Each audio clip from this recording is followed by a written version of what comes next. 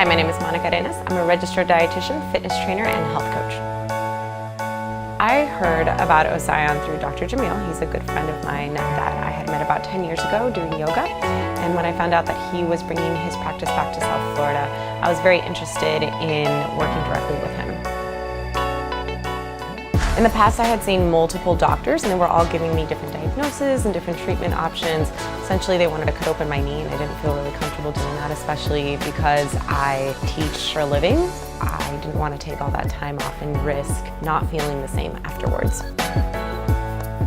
Monica's injury is a good example of small injuries that kind of build up into a more severe problem. It's also a good example of injuries that are missed by most physicians because they're not looking at the soft tissue.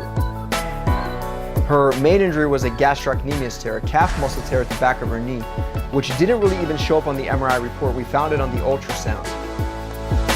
I thought I was just really sore all the time without knowing that I actually had severe injuries and arthritis in my knee. So it was just very limiting for me to teach, for me to practice myself, and for me to even be able to wear heels or professional clothing. When we treated her comprehensively. We treated the ACL, the MCL, and we really targeted the posterior gastrocnemius or calf muscle tear. This is where we targeted a lot of the PRP and really got a lot of the healing to get her feeling better.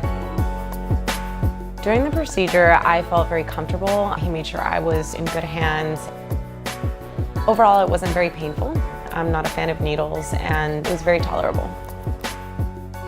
It's been very humbling, allowing my body to recover and understanding that overtraining is not always the way to go like most of us want to do. I've been able to fully recover and also continue doing the things that I love, just on a much more conscious level.